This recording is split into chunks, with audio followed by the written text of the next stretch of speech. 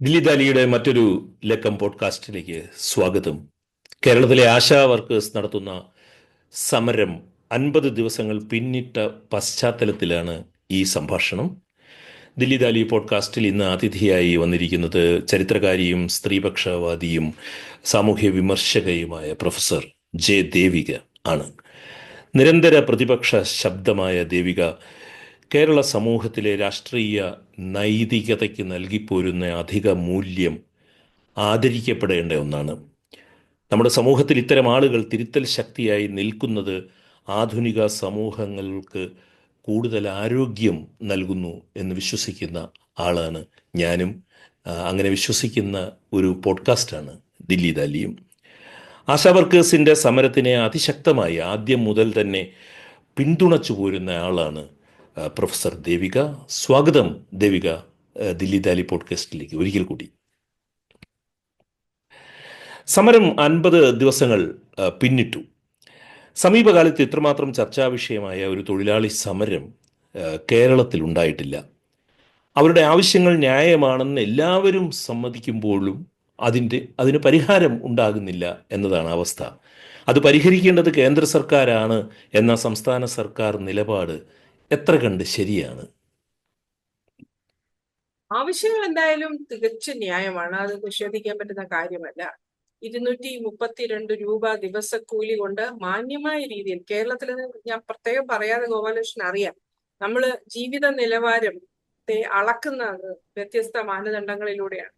അങ്ങനെ ഒരു മാന്യമായ ജീവിതം എന്നല്ല, ഒരു കഞ്ഞി കുടിച്ചു കിടക്കാവുന്ന ഒരു ജീവിതം പോലും ഏതാണ്ട് അസാധ്യമായ ഒരു അവസ്ഥയാണ്. അതും നമ്മൾ ആലോചിക്കണം, ഈ സമരം ചെയ്യുന്നവരിൽ വലിയൊരു ശതമാനം പേര് ഒറ്റയ്ക്ക് കുടുംബം പുലർത്തുന്ന സ്ത്രീകളാണ്. ഞാനൊരു ചെറിയ സർവേ ചെയ്തതിൽ 50 പേരിൽ 15 പേര് വിധവകളോ അല്ലെങ്കിൽ ഭർത്താവ് ഉപേക്ഷിച്ചു പോയവരോ ആണ്. ബാക്കി ഉള്ളവരിൽ 22 പേരുടെ ഭർത്താക്കന്മാര് മറ്റു കാരണം, അതായത് അവർക്ക് എഴുന്നേറ്റ് നടക്കാൻ പറ്റാതെ ഒക്കെ കൊണ്ട് രോഗവും മറ്റു കാരണങ്ങളാലും ജോലി ചെയ്യാൻ, കൂലി കിട്ടുന്ന ജോലി ചെയ്യാൻ പറ്റാത്തവര്. അപ്പൊ ഇത്രയും നിങ്ങളൊന്ന് ആലോചിച്ച് നോക്കുക, 15 വിധവകളും ഉപേക്ഷിക്കപ്പെട്ടവര്, 22 സ്ത്രീകൾ ഒറ്റയ്ക്ക് അവരുടെ. അപ്പൊ ഇത് രണ്ടും കൂടി കൂട്ടിയാൽ എത്രയായെന്ന് ആലോചിച്ച് നോക്കൂ. ഇങ്ങനെയുള്ള സ്ത്രീകളാണ്. അപ്പൊ അവരോട് നമ്മൾ ഇങ്ങനെ പേശി നിൽക്കുന്നത് പോലും ശരിയാണോ എന്നാണ് എനിക്ക് സംശയം. കേരളത്തിൽ അതൊരു കാര്യം. രണ്ടാമത്, കേരളത്തിൽ ഏറ്റവും കാര്യക്ഷമമായി പ്രവർത്തിക്കുന്ന ഒരു തൊഴിൽ സേനയാണിത്. ഒരുപക്ഷെ നമ്മളിപ്പോ അങ്ങനെ ഒബ്ജക്റ്റീവായ രീതിയിൽ ഇവർ ചെയ്യുന്ന തൊഴില് എത്രത്തോളം കാര്യക്ഷമമാണെന്ന് അങ്ങനെ ഒരു അളവ് പോലും നമ്മൾ വെച്ചിട്ട് അളന്നാൽ ഇവരായിരിക്കും നമ്പർ 1 വരിക കേരളത്തിൽ. ഈ മന്ത്രിമാര് പറഞ്ഞ തെരഞ്ഞെടുക്കപ്പെട്ട ജനപ്രതിനിധികൾ ഒന്നും ആയിരിക്കില്ല, ഇവരായിരിക്കും വരിക. അപ്പൊ അങ്ങനെയുള്ള തൊഴിലാളികളെ ഇത്തരത്തിൽ പീഡിപ്പിക്കാൻ നമുക്ക് എന്താ അവകാശം എന്നുള്ളത് ഒരു ചോദ്യം. രണ്ടാമത്, കേരളത്തിൽ എല്ലാവരും അംഗീകരിക്കുന്ന കാര്യമാണ്, അത് ഇവരും സമരക്കാരും അംഗീകരിക്കുന്ന കാര്യമാണ്. കേരള സർക്കാർ മാത്രമല്ല, കേന്ദ്രവും ഇവരുടെ വിഷയങ്ങൾ പരിഗണിക്കണം. ഓണറേറിയം ഇവർ കൂട്ടണം എന്ന് ആവശ്യപ്പെടുമ്പോൾ അതേപോലെ തന്നെ കേന്ദ്രം ഇൻസെന്റീവുകൾ കൂട്ടണം എന്ന് തന്നെയാണ് എല്ലാവരും പറയുന്നത്. കാരണം മാത്രമല്ല, ഈ സ്കീമിനെ അടിസ്ഥാനപരമായിട്ട് അഴിച്ചു പണിയേണ്ടത് കേന്ദ്രമാണ്. ഈ സ്കീം വരുന്ന സമയത്ത് ഞങ്ങളെ പോലെയുള്ള കുറെ പേരൊക്കെ ഇത് ചൂണ്ടിക്കാണിച്ചതാണ്. കൂടുതൽ സ്ത്രീകളെ വീണ്ടും അനൗപചാരിക മേഖലയിലേക്ക് തള്ളിവിടുന്നു എന്ന് പറഞ്ഞിട്ട്. പക്ഷെ അന്നൊക്കെ എല്ലാവരും പരിഹസിക്കുകയാണ് ചെയ്തത്. CITU ഒക്കെ അന്നും ഉണ്ടല്ലോ, അവരാരും ഒരു വാക്കുപോലും പറഞ്ഞിട്ടില്ല. അവര് ഓർക്കണം, അംഗനവാടി തൊഴിലാളികളെയൊക്കെ സംഘടിപ്പിച്ച പരിചയമുള്ള CITU പോലും ഇതിന്റെ അപകടം ചൂണ്ടിക്കാണിക്കാനൊന്നും അന്ന് മെനക്കെട്ടിട്ടില്ല എന്നുള്ളതാണ് സത്യം. പോട്ടെ, പക്ഷെ ഇപ്പൊ മെച്ചപ്പെട്ട ഒരു ഓണറേറിയം, റിട്ടയർമെന്റ് ആനുകൂല്യങ്ങൾ ഇതൊക്കെ കൊടുക്കാനുള്ള ബാധ്യത ഇല്ലെന്ന ഭരണപക്ഷ നിലപാട് ശരിയല്ല കേട്ടോ. അത് ഇടതുപക്ഷത്തിന് ഒട്ടും ഇണങ്ങുന്നതല്ല. ഇപ്പം ഗോപാലകൃഷ്ണൻ ശ്രദ്ധിച്ചിട്ടുണ്ടാവും, ഇത് നിരന്തരം ഉന്നയിക്കുന്ന ഒരു സാങ്കേതിക കാരണമാണ്. അതായത് ഇവര് സ്കീം കേന്ദ്ര സർക്കാരിന്റെയാണ്, അതുകൊണ്ട് ഇതൊരു സാങ്കേതിക കാരണമാണ്. സാങ്കേതിക കാരണങ്ങൾ ഉപയോഗിച്ച് ജനങ്ങളുടെ ന്യായമായ ആവശ്യങ്ങളെ നിഷേധിക്കുന്ന ഒരു സർക്കാരിനെ സോഷ്യലിസ്റ്റ് എന്നോ കമ്മ്യൂണിസ്റ്റ് എന്നോ ഒന്നും വിളിക്കാൻ പറ്റത്തില്ല. അത് വളരെ വ്യക്തമായിട്ടും ഒരു മുതലാളിത്ത സർക്കാരാണ്. അത് മാത്രമേ ഉള്ളൂ, മുതലാളിത്തോന്മുഖമായ സർക്കാരാണ്, അത്രേ ഉള്ളൂ. അപ്പൊ ഇതൊരു IAS പറഞ്ഞാൽ നമുക്ക് മനസ്സിലാവും. കാരണം അത് IAS അവർ ഈ സാങ്കേതിക കാര്യങ്ങൾ പറയാനായിട്ടാണ് അവരെ കാശ് കൊടുത്ത് നമ്മൾ അവിടെ ഇരുത്തിയിരിക്കുന്നത്. പക്ഷെ ഇത് പറയുന്നത് ആര്? കേരളത്തിലെ ഇടതുപക്ഷ പ്രസ്ഥാനത്തിന്റെ തലമൂത്ത നേതാക്കളാണ് ഇത് പറയുന്നത്. അതാണ് ഷോക്കിംഗ് ആയിട്ടുള്ള കാര്യം. പിന്നെ ഈ ജനങ്ങളുടെ നൽവാഴ്വ്, അപ്പൊ എന്താ പറയുന്നത് വെച്ചാൽ ഇതില് രാഷ്ട്രീയമായ ന്യായങ്ങളുണ്ട്, ധാർമ്മികമായ ന്യായങ്ങളുണ്ട്. ഇതെല്ലാം അങ്ങ് അവഗണിക്കപ്പെടുകയാണ്, ഇതൊക്കെ പുച്ഛിക്കപ്പെടുകയാണ്. അവഗണിച്ചാൽ പോട്ടെ എന്ന് വെക്കാം, പച്ചയ്ക്ക് പുച്ഛിക്കപ്പെടുകയാണ്. അപ്പൊ ജനങ്ങളുടെ നൽവാഴ്വ് ഉറപ്പാക്കാൻ കടപ്പെടുക എന്നുള്ളത് ഒരു സോഷ്യലിസ്റ്റ് രാഷ്ട്രീയ നിലപാടാണ്. അപ്പൊ അതിന്റെ അടിത്തറയായി നിൽക്കുന്ന ഒരു തൊഴിലാളി വിഭാഗത്തെ അവഗണിക്കുക, നിന്ദിക്കുക, ശരിക്കും ശാരീരികമായി തന്നെ പീഡിപ്പിക്കുക. കാരണം ഇന്ന് നമുക്ക് കേരളത്തിലെ വേനലിലും മഴയിലും അവരെ അങ്ങനെ അവിടെ നിർത്തുക എന്ന് പറഞ്ഞാൽ ശാരീരിക പീഡ തന്നെയാണ് അവർ അനുഭവിച്ചുകൊണ്ടിരിക്കുന്നത് അവിടെ. അപ്പൊ ഇത് സോഷ്യലിസ്റ്റ് വിരുദ്ധ രാഷ്ട്രീയമല്ലേ എന്ന് ചോദിക്കുമ്പോൾ പുച്ഛ പരിഹാസം, നീയൊക്കെ ആരാടി എന്നുള്ള ചോദ്യമാണ്. അപ്പൊ ഈ കേരളത്തിന്റെ ഒരു സോഷ്യൽ ഡെമോക്രാറ്റിക് ചരിത്രത്തിന്റെ വെളിച്ചത്തിൽ തന്നെ ഇത് രാഷ്ട്രീയമായോ ധാർമ്മികമായോ അനുയോജ്യമല്ലാത്ത ഒരു നിലപാടാണ് കേരളത്തിലെ സർക്കാർ.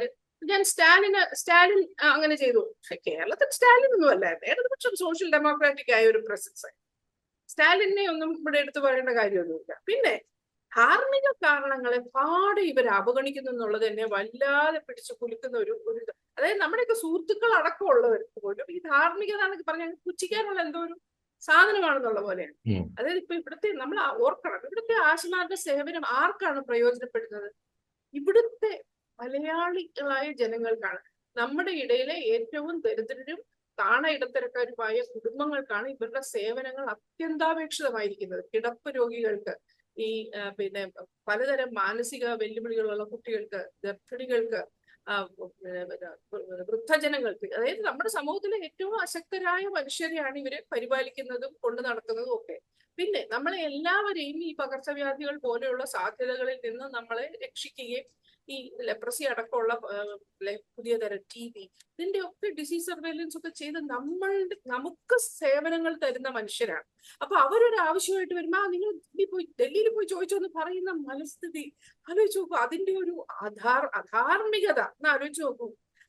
മറക്കരുത്, ഈ ആഗോള പ്രതിസന്ധി ഇങ്ങനെ എപ്പോ വരും ഇങ്ങനെ നിൽക്കുന്ന ഒരു സമയമാണിത്. അങ്ങനെ വന്നു കഴിഞ്ഞാൽ ഇവരെ ആശ്രയിക്കുന്നവരുടെ മലയാളികളുടെ എണ്ണം കൂടാനാണ് സാധ്യത, കുറയുന്നല്ല. മഹാമാരികളൊന്നും ഇനി ഒരു കാലത്തും വരില്ല എന്ന് യാതൊരു ഉറപ്പുമില്ല. ആ കാലത്തും ഇവരുടെ സേവനം നമുക്ക് വേണ്ടി വരും. ഇങ്ങനെയൊക്കെ ഉണ്ടെങ്കിൽ പോലും ഈ ധാർമ്മികമായ ഒരു ഉത്തരവാദിത്തം മലയാളിക്ക് ഇവരുടെ വിഷയത്തിലുണ്ട് എന്ന് സമ്മതിക്കാൻ സർക്കാരോ സിവിൽ സമൂഹത്തിലെ ബഹുഭൂരിപക്ഷമോ സമ്മതിക്കുന്നില്ല. അതായത് സിവിൽ സമൂഹം ഞാൻ പറയുന്ന മിഡിൽ ക്ലാസ് ആയിട്ടുള്ള സിവിൽ സമൂഹത്തിന്റെ ഭൂരിപക്ഷമോ മിണ്ടുന്നില്ല എന്നുള്ളത്.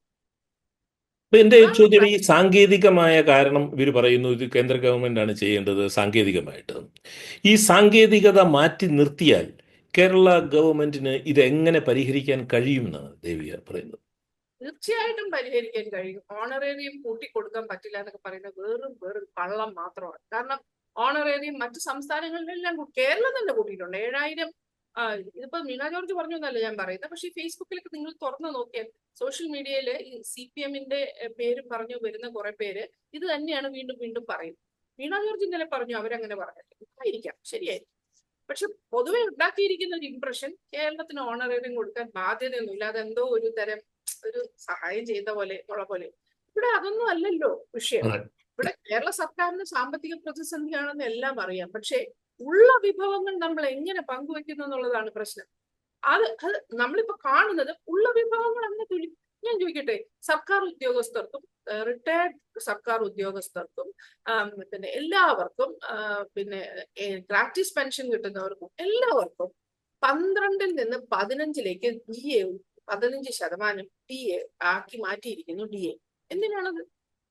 ഇവിടുത്തെ പെൻഷൻകാർ അങ്ങനെ പട്ടിണി കിടന്നുകൊണ്ടിരിക്കുകയാണ്? അല്ലെങ്കിൽ ഇവിടുത്തെ പെൻഷൻകാർക്കൊക്കെ നിങ്ങളൊരു അതിന്റെ ഒരു സർവേ എടുത്ത് നോക്കിയാൽ 40% പേരുടെ മക്കൾ വിദേശത്തായിരിക്കും. മക്കൾ സപ്പോർട്ട് ചെയ്യുന്നുണ്ടാവും. നല്ല തടിച്ച് കൊഴുത്ത പെൻഷൻ കിട്ടുന്നവരാണ് നമ്മുടെ കേരളത്തിലെ സർവീസ് പെൻഷനേഴ്സ്, നല്ലൊരു ഒരു വലിയ ശതമാനം. അപ്പൊ അവർക്കൊക്കെ കിട്ടുന്ന കാര്യം എന്താ? അതല്ലെങ്കിൽ ഇപ്പൊ ഈ പറഞ്ഞ മാതിരി ഉള്ള എന്തിനാണ് ഇപ്പൊ നവകേരള യാത്ര? അത് തീർത്തും അനാവശ്യമായ ഒരു കാര്യമായി. അന്നും സാമ്പത്തിക പ്രതിസന്ധി ഉണ്ടായിരുന്നു. ആ ഉണ്ടായിരുന്ന സമയത്ത് ഇല്ലാത്ത പണം ഉണ്ടാക്കി എന്തിനായിരുന്നു നടത്തിയത്? അങ്ങനെ നടത്താനുള്ള ബുദ്ധി ഉണ്ടെങ്കിൽ ഇന്ന് ഈ ജനങ്ങളുടെ ഒരു ആവശ്യത്തിന് ഒരു 100 കോടി 100 കോടി മതി. 100 കോടി ഉണ്ടെങ്കിൽ ഈ വർഷത്തെ കാര്യം നടക്കും. ഞാൻ എടുത്ത സർവേയിൽ തന്നെ 50 പേരിൽ 2 പേരേ ഉള്ളൂ 60 വയസ്സിന് മുകളിലായിട്ട് നിൽക്കുന്നത് ഇപ്പോ.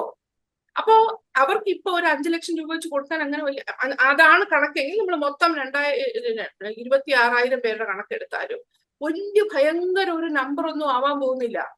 നമുക്ക് താങ്ങാൻ പറ്റാവുന്ന അധികമുള്ള ഒരു നമ്പർ ഒന്നും അല്ല അത്. പക്ഷെ അതിനുള്ളത് കണ്ടെത്താൻ കാറ് മേടിക്കാനായിട്ട് പുതിയ കാറുകൾ മേടിക്കാൻ 100 കോടി മാറ്റി വെച്ചിരിക്കുന്നു.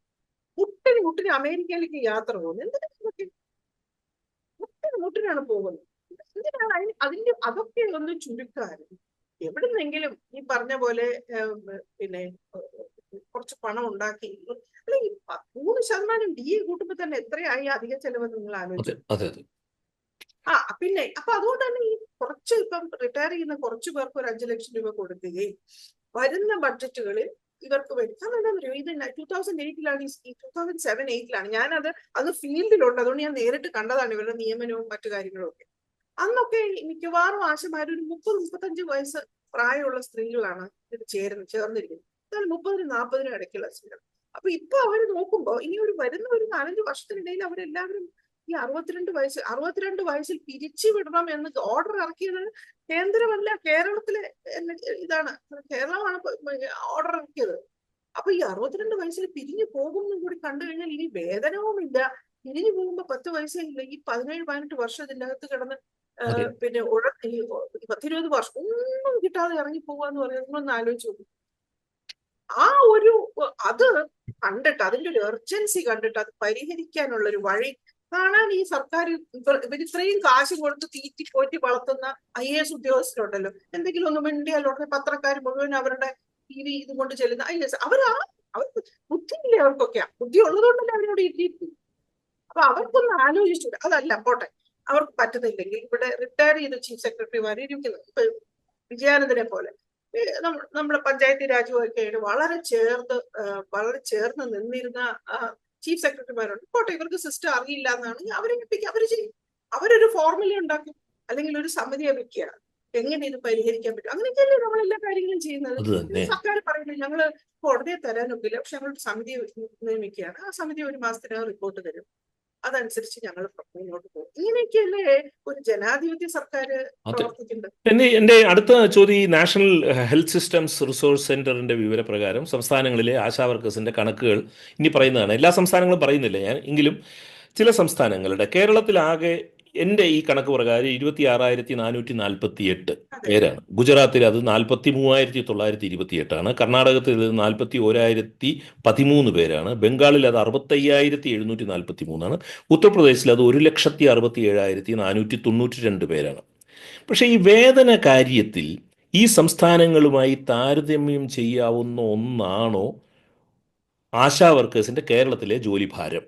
2, വേതന കാര്യത്തിൽ മറ്റ് സംസ്ഥാനങ്ങളുമായി നടത്തുന്ന താരതമ്യം വിവിധ സംസ്ഥാനങ്ങളും കേരളത്തിൻ്റെ സാമൂഹ്യ നിലയും വെച്ച് നോക്കുമ്പോൾ അങ്ങനെ ഒരു വാദം നിലനിൽക്കുന്നതാണോ? അതാണ്. അങ്ങനെയാണെങ്കിൽ കൊള്ളാമല്ലോ. പറഞ്ഞ പോലെ ഇന്നാളൊരു കുട്ടി പറയുന്നുണ്ടായിരുന്നു 500 പേരെ ഇവിടെ സമരം ചെയ്യുന്നുള്ളൂ. 500 പേരെ സമരം ചെയ്യുന്നുള്ളൂ, അവർ തിരിഞ്ഞു നോക്കേണ്ട കാര്യം. അങ്ങനെയാണെങ്കിൽ CPM ഇന്ത്യയിലെ ബാക്കിയുള്ള ഭാഗത്തൊക്കെ ആരെങ്കിലും തിരിഞ്ഞു നോക്കണം അവർ സമരം ചെയ്യുമ്പോൾ? ഈ പറഞ്ഞ സംസ്ഥാനങ്ങളിൽ എവിടെയാണ് CPM-ന് എന്തെങ്കിലും ഒരു പച്ചയുള്ളത്? ഒന്നുമില്ലല്ലോ. അപ്പൊ പിന്നെ അവരവിടെ പോയി എന്തെങ്കിലും ഒരു കാര്യം പറഞ്ഞാൽ അവരെ അവഗണിക്കാം, അവരെ വെയിലത്ത് നിർത്താം, അവരെ ഇതുപോലെ പട്ടിണിക്കിടാം എന്നൊക്കെ ഉള്ളത് ശരിയാവോ? ഇല്ല. ആ യുക്തി പറയും. അവരവരെവിടെയാ ഇരിക്കുന്നതെന്നും കൂടെ കണ്ടോണ്ട് വേണം പറയാൻ. അതൊരു കാര്യം. രണ്ടാമത്, കേരളത്തിന് മുൻപ്, അതായത് ഞാൻ പറഞ്ഞില്ല, ഞാനിത് 2007 മുതൽ ഞാൻ ഇവരെ ശരിക്കും ഒബ്സർവ് ചെയ്യുന്ന ഒരാളാണ്. അതില് 30,000-ത്തിലധികം പേരുണ്ടായിരുന്നതാണ് കേരളത്തിലെ ആശാ വർക്കർമാരുടെ ഇടയിൽ. വളരെ മോശം തൊഴിൽ സാഹചര്യങ്ങൾ ആയിക്കൊണ്ടിരുന്നു. കാരണം ഒരു 2015-16 വരെയൊക്കെ ഇവർക്ക് ജോലി ഒരു പരിമിതമായിരുന്നു. എന്ന് വെച്ചാൽ അവർക്ക് തൊഴിലുറപ്പിനൊക്കെ പോകാൻ പറ്റുന്ന പോലത്തെ ജോലിയായിരുന്നു. 2 മണിക്കൂർ ഒരു ദിവസം, 2 മണിക്കൂർ, 1 മണിക്കൂർ ഈ ഗർഭിണികളെയും കുട്ടികളെയും ഒക്കെ ഒന്ന് പോയി അവരുടെ കാര്യങ്ങൾ അന്വേഷിക്കുക എന്നൊക്കെ ഉള്ളതാണ്. അത് കഴിഞ്ഞ് ഡേറ്റ കളക്ഷനും ഡേറ്റ എൻട്രിയും ഈ ഡിസീസ് സർവൈലൻസ്, എന്തെല്ലാം ഈ കേരള നമ്പർ 1 എന്ന് പറയാൻ നമ്മളെ അനുവദിക്കുന്ന സകല സ്കീമുകളുടെയും പ്രോഗ്രാമുകളുടെയും ഇവരുടെ തോളിന്മേലാണ്. അപ്പൊ കേരളം നമ്പർ 1 സൈഡിൽ കൂടെ നമ്മൾ ഇങ്ങനെ ഡമ്പടിക്കുകയും മറുവശത്ത് അത് ശരിക്കും സാധ്യമാക്കി തരുന്ന തൊഴിലാളികളെ പരിപൂർണമായിട്ടും അവഗണിക്കുകയും ചെയ്യുന്ന ഒരു അൺബിലീവബിൾ ആയ അവസ്ഥയിലാണ് നമ്മള്. അപ്പൊ ഇപ്പൊ എന്താ സംഭവിക്കുന്ന വെച്ചാൽ ഈ 30,000-ന് മുകളിൽ തൊഴിലാളികൾ ഉണ്ടായിരുന്നു ഞാൻ പറഞ്ഞില്ലേ, അവരിൽ കുറെ പേര് ഒഴിഞ്ഞു പോയിട്ടുണ്ട്. സ്വാഭാവികമായിട്ട് സഹിക്കാൻ വയ്യാതെ ഒഴിഞ്ഞു പോയിട്ടുണ്ട്, വേറെ ജോലിയൊക്കെ കിട്ടിപ്പോയിട്ടുണ്ട്. അങ്ങനെ അപ്പൊ അവരിൽ പകരം ആളെ എടുക്കുന്നതിന് പകരം അതിന്റെ തൊട്ടടുത്തുള്ള ആശയ്ക്ക് ഈ ഇതിന്റെയും കൂടെ ഉത്തരവാദിത്വം കൊടുക്കും. അപ്പൊ ഇപ്പൊ 500 വീടാണ് ഒരു ആശ നോക്കിയിരുന്നത്, അവര് പോയി. അപ്പൊ 250 വെച്ച് രണ്ട് അപ്പുറം ഇപ്പുറമുള്ള വാർഡിലെ പെണ്ണുങ്ങൾക്ക് കൊടുത്തേക്കും. അപ്പൊ ഇങ്ങനെ ആവുമ്പോ അധികം ജോലി ചെയ്യിപ്പിക്കുകയും കൊടുക്കാതിരിക്കുകയും ചെയ്യുന്നതാണ് ഇവരുടെ ഒരു രീതി. അപ്പം ഈ 7,000 രൂപ ഓണററി ഞങ്ങൾ കൊടുക്കുന്നു, അത് ഭയങ്കര സംഭവമാണ്. പിന്നെ 2015 1000 രൂപ കൂട്ടിക്കൊടുത്ത സമയത്ത് ഇവർക്ക് അത്ര വലിയ ജോലി ഇല്ല. ഈ 7,000 രൂപയിൽ എത്തുമ്പോഴേക്കും പക്ഷെ ഇവരുടെ ജോലി ഭാരം പല മടങ്ങ് വർദ്ധിച്ച് 12 മണിക്കൂറിലധികം ഒരു ദിവസം ജോലി ചെയ്യുന്നുണ്ട്.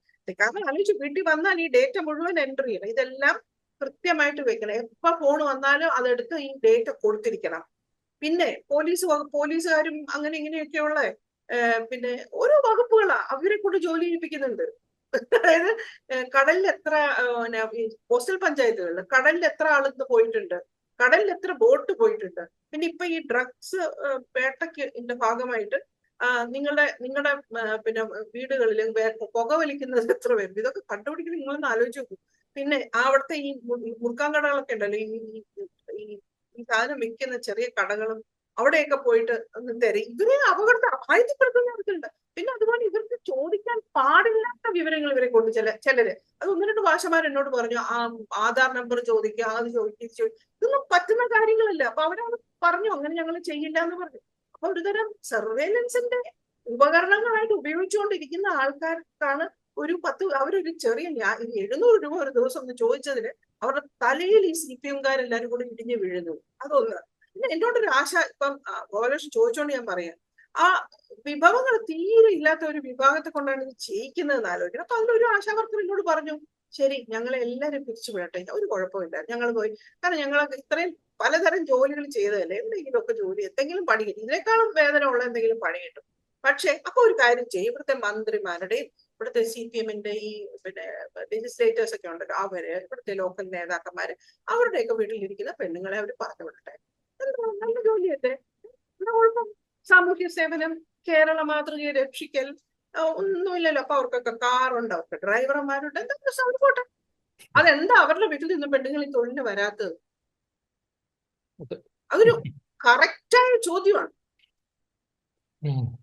ഞാനിനി ഈ 50 ദിവസം ഈ സമരം നീണ്ടു നിന്നിട്ടും ഇപ്പൊ 53 ദിവസമായി, ഇത്രയേറെ വാർത്താ പ്രാധാന്യം കിട്ടിയിട്ടും പൊതുജന മധ്യത്തിൽ അനുകൂല നിലപാട് ഇത്രയേറെ ഉണ്ടായിട്ടും ഈ സമരം ചർച്ചകളിലൂടെ പരിഹരിക്കുവാൻ കേരള സർക്കാരിന് കഴിയാത്തത് എന്തുകൊണ്ടാണ്? പിന്നെ വലിയ വലിയ തൊഴിലാളി സമരങ്ങൾ നടത്തിപ്പരിചയമുള്ള CPIM-ഉം CPI-യും ഉള്ള ഒരു മുന്നണി എന്തുകൊണ്ടാണ് ഈ സമരത്തെ ഇങ്ങനെ നീട്ടിക്കൊണ്ടുപോകാനുള്ള അവസരം ഉണ്ടാക്കുന്നത്?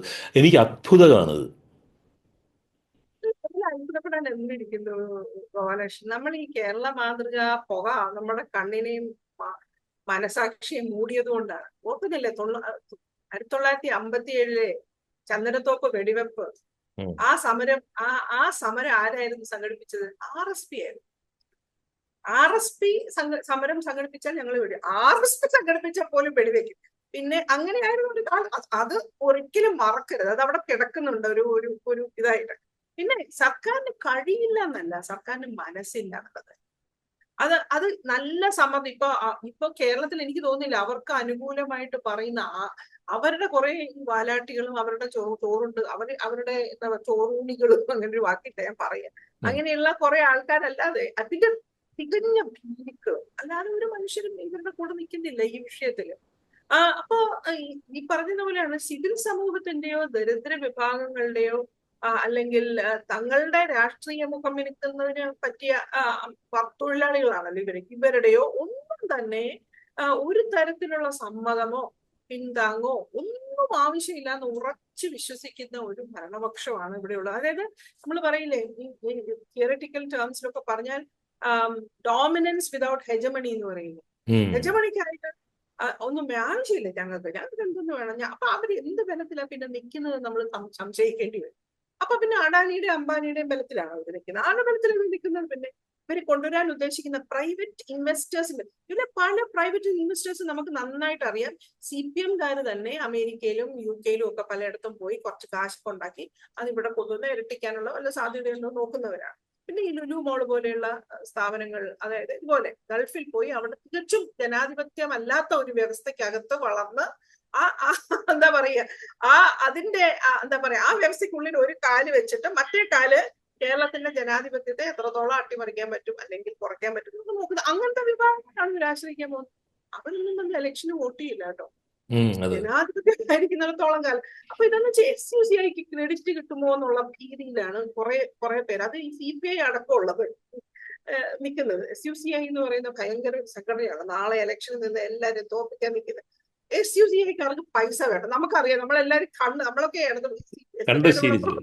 ഒരു സൈഡിൽ കൂടെ നിരന്തരം ആരും തിരിഞ്ഞു നോക്കിയില്ലെങ്കിലും നിരന്തരം പറഞ്ഞുകൊണ്ടിരിക്കുന്ന ഒരു കൂട്ടരാണ് SUCI.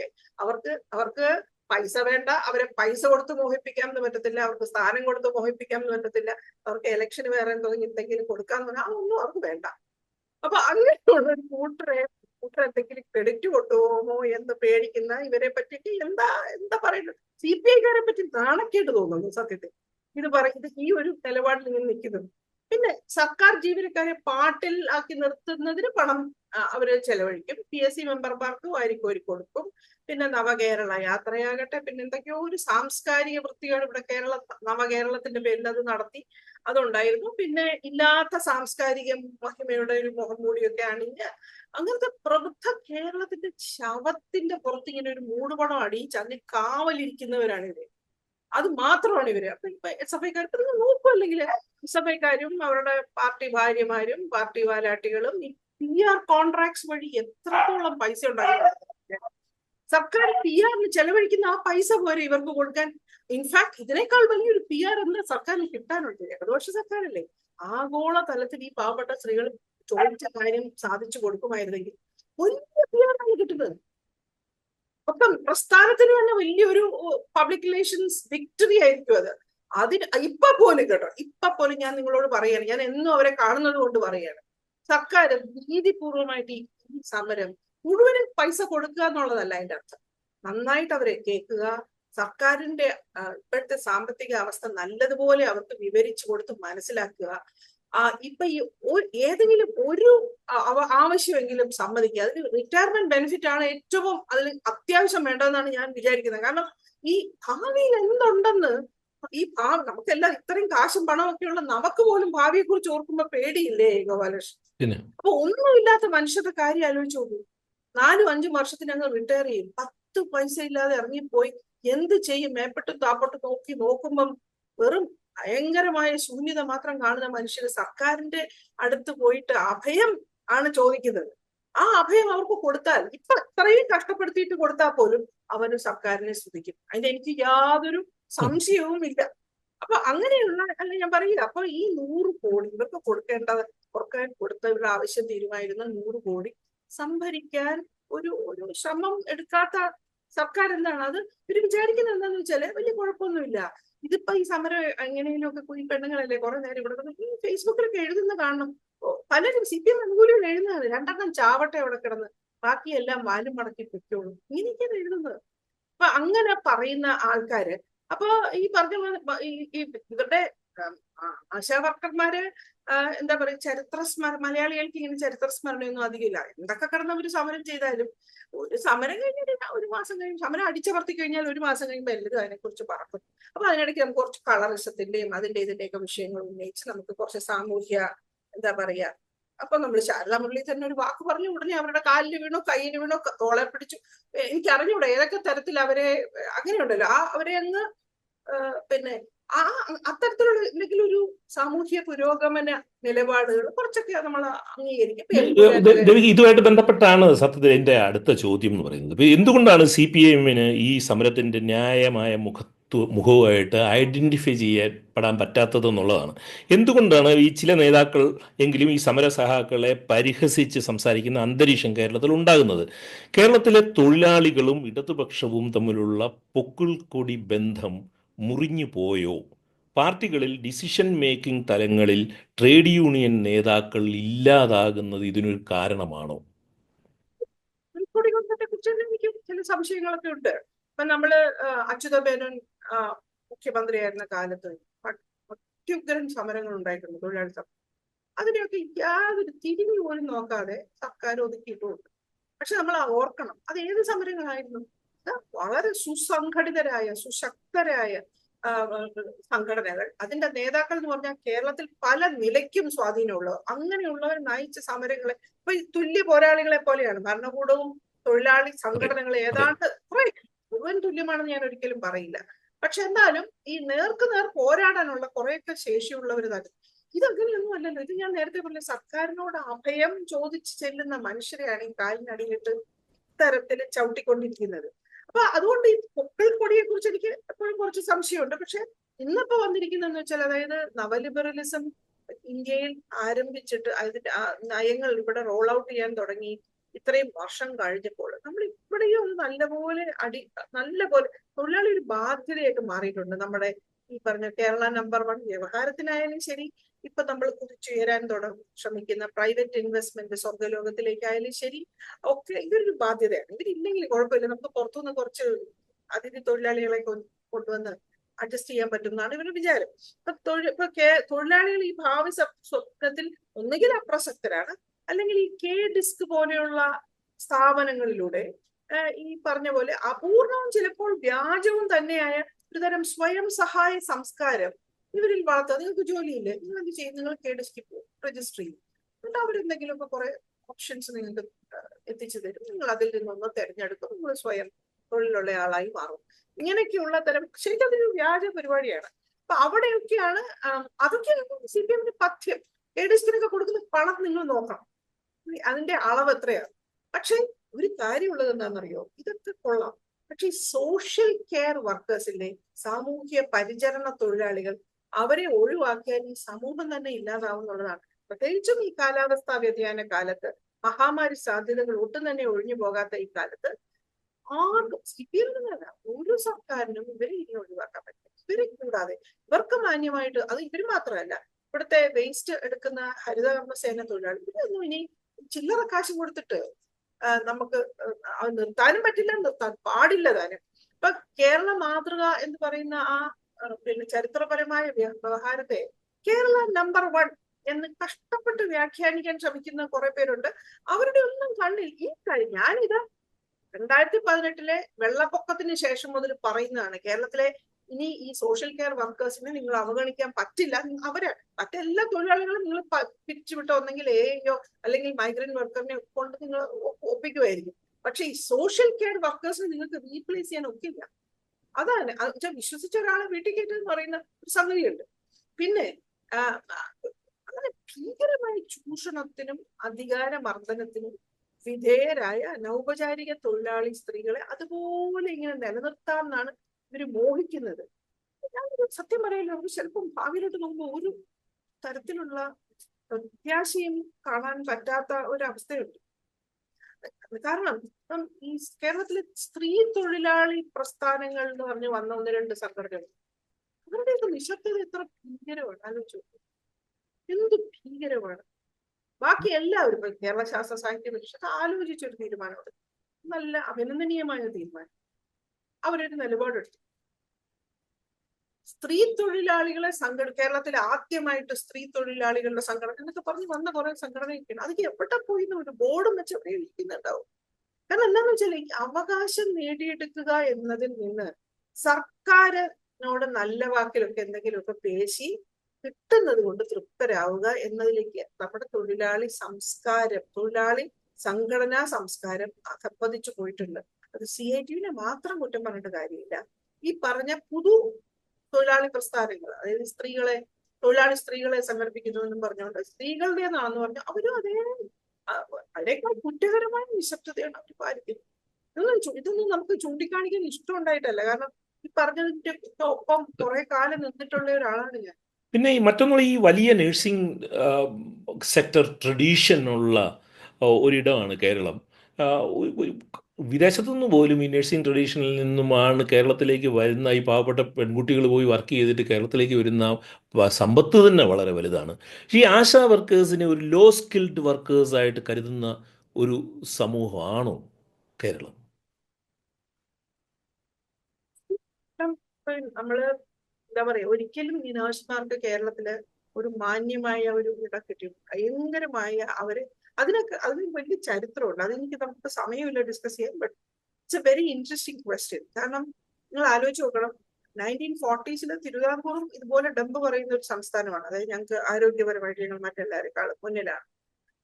അങ്ങനെ ആയിട്ട് പോലും സർക്കാരിന് പിന്നെ 1950s പിന്നെ ഇത് വളരെ കാര്യമായിട്ട് സർക്കാർ പറയുന്നതാണ്. നമ്മളിപ്പം ഈ എക്കണോമിക് റിവ്യൂ എടുത്ത് നോക്കിയാൽ അറിയാം 1950 കേരള സംസ്ഥാന രൂപീകരണം മുതലുണ്ട്.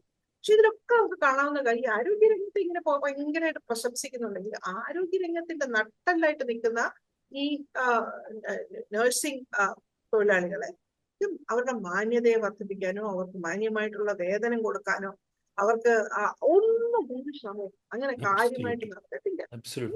അതിന് ചില സാമൂഹിക കാരണങ്ങളുണ്ട്, സാമൂഹിക ചരിത്ര സംബന്ധമായ കാരണങ്ങൾ വേറെയുണ്ട്. അപ്പൊ ഇവരെന്ത് ചെയ്തു? ഇവര് രക്ഷപ്പെട്ടു. ഇവര് ഇതിനെ മറികടന്നത് മൈഗ്രേറ്റ് ചെയ്ത് പുറം നാടുകളിൽ പോയി വേലയെടുത്തിട്ടാണ് അവര് ഒരു സോഷ്യൽ, എങ്കിൽ പോലും 2-3 തലമുറയോളം സാമൂഹ്യമായ സ്റ്റിഗ്മ അവർ അനുഭവിച്ചിട്ടുണ്ടെന്നുള്ളത് സത്യം മാത്രമാണ്. അപ്പൊ അതുകൊണ്ട് തന്നെ ഈ ആരോഗ്യ മേഖലയിൽ പ്രവർത്തിക്കുന്ന പിന്നെ എന്താ പറയാ, കായികമായ അല്ലെങ്കിൽ സ്കിൽഡ് വർക്കാണെന്ന് വെച്ചാൽ അല്ലേ, ഒരു നേഴ്സിന്റെ അത്രയും സ്കിൽ ആവശ്യമുള്ള വേറെ വളരെ സ്കിൽഡായ ജോലിയാണ്. ഇപ്പൊ ഈ വേറെ കാര്യം നോക്കിക്കഴിഞ്ഞാൽ ഇപ്പൊ നമ്മളെല്ലാവരും ഇവരെ കെയർ വർക്കേഴ്സ് എന്നാണ് പറയുക, ഈ ആശാ വർക്കേഴ്സ്. പക്ഷെ അവർ ശരിക്കും അത് മാത്രമൊന്നുമല്ല, അവരുണ്ടാക്കിയെടുത്തിരിക്കുന്ന സ്കില്ലുകൾ എന്ന് പറഞ്ഞാൽ നമ്മൾ സങ്കല്പിക്കുന്നതിനേക്കാൾ എത്രയോ അധികമാണ്. ഇപ്പം ഈ പറഞ്ഞ പോലെ അവര് ഹെൽത്ത് കമ്മ്യൂണിക്കേഷൻ എന്ന് പറയുന്ന സംഗതി കേരളത്തിൽ മൊത്തത്തിൽ നടത്തുന്നത് അവരാണ്. ഈ ഹെൽത്ത് കമ്മ്യൂണിക്കേഷന്റെ സ്കില്ലായാലും ഡിസീസ് സർവൈലൻസിന്റെ സ്കില്ലായാലും സോഷ്യൽ കെയർ മാനേജ്മെന്റിന്റെ സ്കില്ലായാലും ഇതൊക്കെ ഉണ്ടെങ്കിലല്ലേ ഈ ആശാ വർക്കറാകാൻ പ്രവർത്തിക്കാൻ പറ്റുള്ളൂ. പിന്നെ ഇത് കൂടാതെ സർക്കാർ തന്നെ കൊടുക്കുന്ന ഒരു 50 ട്രെയിനിങ്സ് ഉണ്ട്. 50 ട്രെയിനിങ് അവർക്ക് അനുവദിച്ചിട്ടുണ്ട്. 9 ട്രെയിനിങ് ഉണ്ട്. ആ 9 ട്രെയിനിങ് എന്ന് പറഞ്ഞാൽ അതിൽ പാലിയേറ്റീവ് കെയർ, മിഡ്വൈഫറി അടക്കം. സോ ഇവര് വളരെ സ്കിൽഡ് വർക്കേഴ്സ് ആണ്. ഇവരെ ഇങ്ങനെ പുച്ഛിക്കാനുള്ള ഒരു കാര്യവുമില്ല. ഇവര് വളരെ അല്ലാതെ അണ്ടർ പെയ്ഡ് ആണെന്നുള്ള സത്യം ഇനിയെങ്കിലും അംഗീകരിക്കണം. എനിക്ക് അതിന് സങ്കടം എന്ന് വെച്ചാൽ നിങ്ങൾ അക്കാഡമിക്സിന്റെ കാര്യം എടുത്തു. കേരളത്തിലെ അക്കാഡമിക്സ്, ഈ ഫെമിനിസ്റ്റ് അക്കാഡമിക്സ്, എന്റെ കൂടെയൊക്കെ ഉള്ള പ്രവർത്തിക്കുന്നവരുടെ കാര്യം തന്നെയാണ് ഈ പറയുന്നത്. അവരൊക്കെ വലിയ ഈ തൊഴിലാളി സ്ത്രീകളെ പറ്റി ഘോര എഴുതുക, പ്രസംഗിക്കുക, ആ വിദേശത്ത് പോയി പേപ്പർ പ്രസന്റ് ചെയ്യുക, ദേശത്തിൽ നിന്നും സ്വദേശത്തിൽ നിന്നും ഒക്കെ പല ഫണ്ടുകൾ വാങ്ങി അവരെ പറ്റി പഠിക്കുക, ഇതൊക്കെ ചെയ്യുന്നുണ്ട്. പക്ഷെ ഇതുപോലൊരു സമരം വരുമ്പോൾ അവരെ ആരും മഷിയിട്ട് നോക്കിയപ്പോൾ കാണില്ല. അതാണ് എന്റെ സങ്കടം. ഇനിയിപ്പോ ഈ ജെൻഡർ ഇൻസെൻസിറ്റിവിറ്റിയുടെ കാര്യം പരോക്ഷമായിട്ട് ദേവിക സൂചിപ്പിച്ചിരുന്നു. എൻ്റെ ഈ അവസാനത്തെ ചോദ്യം എന്ന് പറയുന്നത്, ഈ സമരം ഇങ്ങനെ എത്ര നാൾ ആശമാർക്ക് തുടർന്നു കൊണ്ടുപോകാൻ കഴിയുമെന്നാണ് ദേവികയ്ക്ക് തോന്നുന്നത്? ഈ സമരം, ഈ പണിമുടക്ക് അവർ പ്രവർത്തിക്കുന്ന ആരോഗ്യ മേഖലയെയും ഇപ്പോൾ കേരളത്തിൽ ബാധിക്കുന്നില്ലേ? ഇനി കുറേ പേർക്ക് എന്നും വൈകുന്നേരം ഇരുന്ന് പരസ്പരം TV ചാനലുകളിൽ പഴിചാരി രാഷ്ട്രീയം പറയാൻ വേണ്ടി ഈ പാവപ്പെട്ട സ്ത്രീകളെ ഈ വെയിലത്തും മഴയത്തും തെരുവിൽ കേരളം എത്ര നാളാണ് നിർത്താൻ പോകുന്നത്? അത് പറയാൻ ഞാൻ ആളല്ല സത്യത്തിൽ. എന്റെ ഒരു മധ്യവർഗ വരേണ്യ നിലയിൽ ഇരുന്നുകൊണ്ട് നോക്കുമ്പോൾ എങ്ങനെ ഓരോ ദിവസവും എങ്ങനെ കഴിയുന്നു എന്ന് പോലും എനിക്കറിയില്ല. കാരണം ആ പൊടി നിറഞ്ഞ കൊടും ചൂടും ഇന്നലെ പെട്ടെന്ന് വൈകിട്ടുണ്ട് ആ പെരുമഴ. അവർക്ക് ഞാനുള്ള വാശിയുടെ പുറത്താണ് ഇവരിങ്ങനെ നിൽക്കുന്നത്. എത്ര നാള് നിൽക്കുമെന്ന് ചോദിച്ചാൽ അവര് ആ ബലം ഇങ്ങനെയെങ്കിലും പറഞ്ഞ പോലെ രക്ഷപ്പെടണം എന്നുള്ള ഒറ്റ ഇതിൽ വന്ന് ഇരിക്കുന്നവരാണ്. അവർക്ക് പോകാൻ വേറെ വഴിയില്ല. എന്നോട് പല സ്ത്രീകളും പറഞ്ഞു അവർക്ക് തിരിച്ചു ചെന്നാൽ ഒരു രക്ഷയില്ല. കാരണം കടക്കാരുണ്ട്, ബാങ്കുകാരുണ്ട്. അപ്പോ ഒന്നെങ്കിൽ ആത്മഹത്യ ചെയ്യണം, അല്ലെങ്കിൽ ഇവിടെ സ്വന്തം അവകാശങ്ങൾക്ക് വേണ്ടി സമരം ചെയ്ത് മരിക്കണം. ഇതേ ഒന്ന് പറയുന്നത് കേട്ടാ പേടിയാവും. പക്ഷെ ഞാൻ ഒരു മറുപടി പറഞ്ഞത് ഇന്നലെ കഴിഞ്ഞ ദിവസം സമര നേതാവായ ബിന്ദു പറഞ്ഞ മറുപടിയാണ് കറക്റ്റ്. പത്രക്കാരൻ ഇതേ ചോദ്യം ചോദിച്ചു, മോനെ ഇത് നാടകവും സിനിമയും ഒന്നും അല്ലല്ലോ, ഒരു ആക്ട് കഴിയുമ്പോ അങ്ങ് ഒരു സമരമല്ലേ, അവകാശങ്ങൾ നേടിയെടുത്ത് കഴിഞ്ഞിട്ട് വരുന്നത്. അതാണ് അവരുടെ മറുപടി. അത് എനിക്ക് പറയാനുള്ളൂ. അത്രത്തോളം അവരുടെ കൂടെ നിൽക്കും. അതായത് നമ്മൾ പ്രത്യാശ ഉള്ളത് കൊണ്ടൊന്നും അല്ല ഗോപാലകൃഷ്ണൻ ഈ സമരത്തിലൂടെ ഞാൻ നിൽക്കുന്നത് ശരിയുടെ കൂടെ. പ്രത്യാശ ഉണ്ടെങ്കിലും ഇല്ലെങ്കിലും നമ്മൾ നിൽക്കണം എന്നുള്ളത് കൊണ്ട് മാത്രം. ഇത്രയും സമയം ദിലീപ് അലിയോട് ഈ വലിയ അവകാശ സമരത്തെക്കുറിച്ച് സംസാരിച്ചതിന് ദിലീപ് അലിയുടെ എല്ലാ ശ്രോതാക്കളുടെയും പേരിൽ I'm thanking you and I'm thanking you for your quality time. Thank you thank you Dileep also. കാരണം ഇതുപോലെ ഒരു സമരത്തിന് ഒരു ശബ്ദം കൊടുക്കാൻ നിങ്ങളുടെ ഈ ഇത് അനുവദിച്ചതിന് വലിയ നന്ദിയുണ്ട് കേട്ടോ. എല്ലാവരുടെയും പേരിലാണ് ഞാൻ നന്ദി പറയുന്നത്. Thank you.